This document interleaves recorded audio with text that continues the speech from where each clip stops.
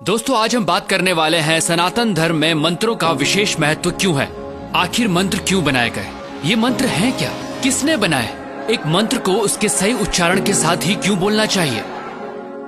नमस्ते दोस्तों, सनातन सोच के इस वीडियो में आज हम बात करने वाले हैं मंत्रों की।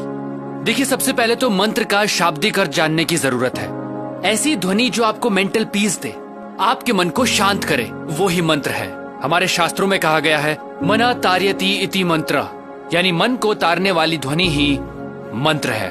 दोस्तों, सनातन धर्म में मंत्र जपना हजारों सालों से चला आ रहा है।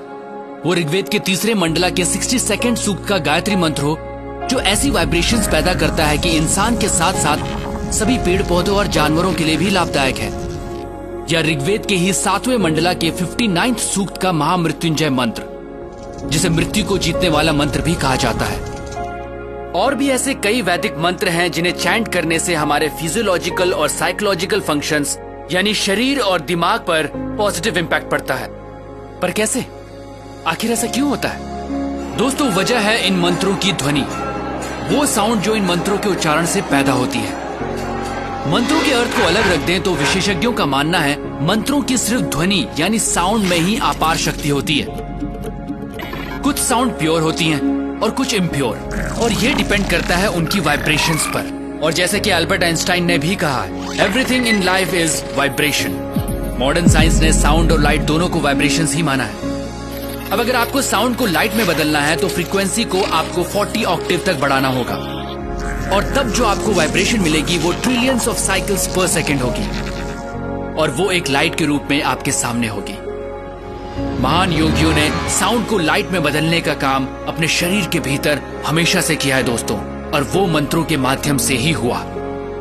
दोस्तों, इस वीडियो के माध्यम से हम आपको ये नहीं बताना चाह रहे कि कौन सा मंत्र आप पर क्या प्रभाव डालता है, बल्कि हम मंत्रों की अद्भुत शक्ति के बारे में आपको बताना चाहते हैं। और इसे सिर्फ रिलीजियस चश्मों से नहीं, साइंटिफिक अप्रोच से देखना पड़ेगा। मंत्रों के साउंड आपके लिए लाइफ के नए डायमेंशंस खोलते हैं। ये ऐसी साइंस है जिसमें आप साउंड की मदद से अपने आसपास और अपने अंदर एक खास एटमॉस्फेयर बनाते हैं, जिससे आपका माइंड एक्टिवेट होता है। लगातार मंत्रों की चैंटिंग से न सिर्फ फोकस बेटर होता है, बल्कि मेमोरी और अटेंशन भी बढ़ता है, क्योंकि मंत्र आपके ब्रेन सेल्स एक्टिवेट करने में हेल्पफुल साबित होते हैं। अगर मंत्रों को सही उच्चारण, सही फ्रीक्वेंसी के साथ बोला जाता है तो न सिर्फ ब्रेन को प्रॉपर ऑक्सीजन पहुंचती है, बल्कि ब्लड प्रेशर भी कंट्रोल में आ सकता है। और ये भी साबित हुआ है कि खास मंत्रों को चैंट करने से ब्रेन का लेफ्ट और राइट हेमिस्फेयर सिंक्रोनाइज होता है। आम की बात करें तो इसे ओरिजिनल साउंड ऑफ क्रिएशन भी कहा जाता है। ऐसा माना जाता है कि हजारों साल पहले जब ध्यान लगाने वाले तपस्वियों और ऋषियों ने गहरी ध्यान की प्रक्रिया के दौरान जो साउंड सुनी थी वो आम की ही थी।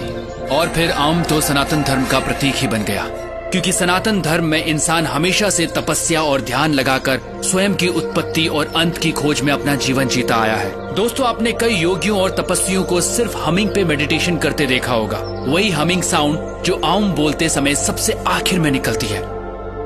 दोस्तों, साइंटिफिक रिसर्च में यह भी साबित हुआ है कि सिर्फ हमिंग से, जी हाँ, सिर्फ हमिंग से आपकी बॉडी में नाइट्रिक ऑक्साइड का प्रोडक्शन बढ़ जाता है। नाइट्रिक ऑक्साइड एक खास कंपाउंड होता है जो नर्वस, इम्यून और कार्डियोवास्कुलर सिस्टम्स में होने वाली कई प्रोसेसेस में हेल्प करता है। ये बात सनातन धर्म में करीब 15,000 साल पहले से भी चली आ रही है। तो दोस्तों, ये कहना जरा भी अतिशयोक्ति नहीं होगी कि ऋषि मुनि उस काल के साइंटिस्ट ही थे जो लगातार ह्यूमन बॉडी को अपग्रेड करने के तरीके ढूंढ रहे थे, और मंत्र उन साइंटिस्ट्स के एक तरह के टूल थे। अगर बच्चों को मंत्रों की इंपॉर्टेंस समझाई जाए और बचपन से मंत्रों की चैंटिंग की आदत डाली जाए तो उनके ब्रेन का डेवलपमेंट एक अलग लेवल पर होगा। दोस्तों, यही तो सनातन धर्म है, ऐसे तौर तरीके जिन्होंने इंसान का जीवन जीने का तरीका बदला। सनातन सोच के माध्यम से हम आपको वही मशाल थमाना चाहते हैं जिसे हजारों साल पहले हमारे पूर्वजों ने प्रज्वलित किया था। क्योंकि दोस्तों, हमें लगता है वर्तमान में सनातन सोच की आवश्यकता है, क्योंकि यही हमारा भूत है और यही भविष्य। मैं हूं अमित ड्योंडी, प्रणाम।